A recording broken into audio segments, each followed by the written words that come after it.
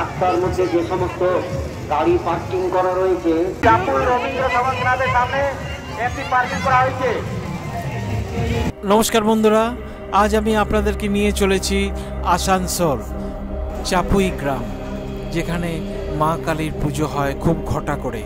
চলুন আমি সেই পুজোর রিভিউ করতে হাওড়া স্টেশন থেকে ট্রেনে যাত্রা শুরু করছি।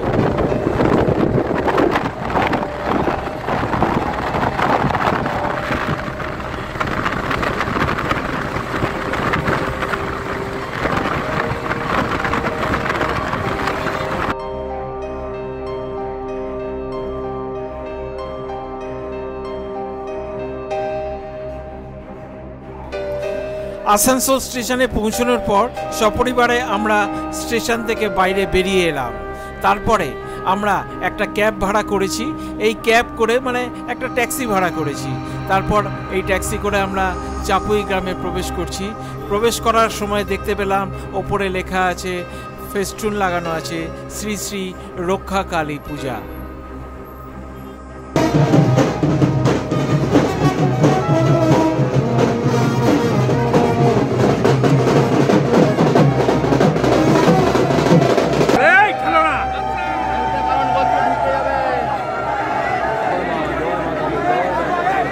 মা মন্দিরে আসছেন।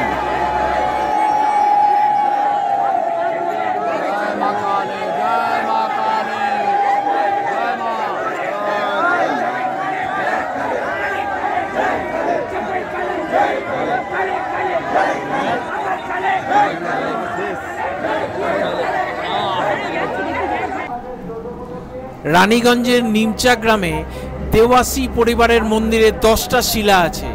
সেগুলোকে রক্ষাকালী হিসেবে নিত্য পুজো করা হয়। এর মধ্যে চৈত্র থেকে জ্যৈষ্ঠ মাস পর্যন্ত 3টে করে শিলা 6টি গ্রামে শোভাযাত্রার মাধ্যমে নিয়ে যাওয়া ও ফিরিয়ে দেওয়া হয়। পুজো ছাড়াও মেলা ও বার্ষিক যাত্রার আয়োজন অন্যতম আকর্ষণ। স্থানীয় সূত্রে জানা যায়, প্রতি বছর চৈত্র মাসের 3য় সপ্তাহের মঙ্গলবারই চাঁপুই গ্রামে নিয়ে আসা হয় শিলাগুলো। রীতি মেনে মঙ্গলবার বিকেলে 25টি ব্যান্ড পার্টি সহ শোভাযাত্রার মাধ্যমে সেগুলো নিয়ে আসা হয়। মাকে প্রতিষ্ঠা করে বুধবার বিকেল পর্যন্ত পুজো হয়। পুজো ছাড়াও মেলা ও বার্ষিক যাত্রার আয়োজন অন্যতম আকর্ষণ। বিশাল মেলা বসে, হরেক রকমের জিনিস এখানে কিনতে পাওয়া যায়।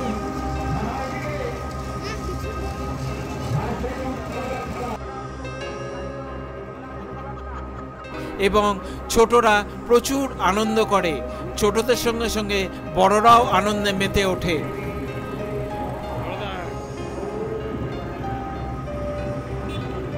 গ্রামবাসীরা প্রচুর আনন্দে মেতে ওঠে এই দুদিন। যেদিন মা আসেন আর সেই দিন পুজোর পর তার পরের দিনে যেদিন উনি চলে যান। এই পূজার আর একটা বৈশিষ্ট্য আপনাদের জানিয়ে রাখি, আমি কোনো বাজি ফুটতে দেখিনি।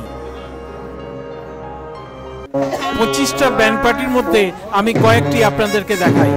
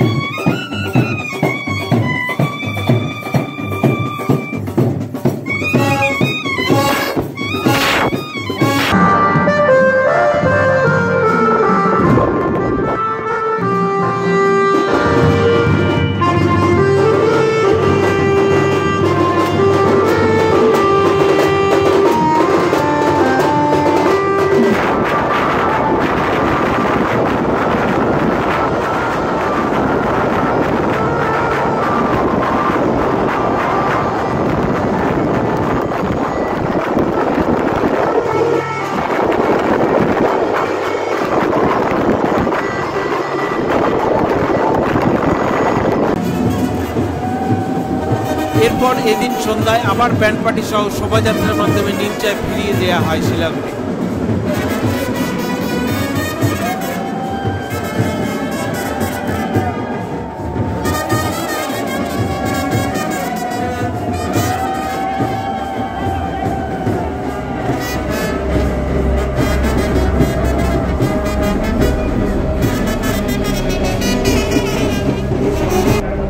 পরিক্রমা কমপ্লিট করার পর এবার বাড়ি ফেরার পালা। হ্যাঁ ড্রাইভার কথা বলবে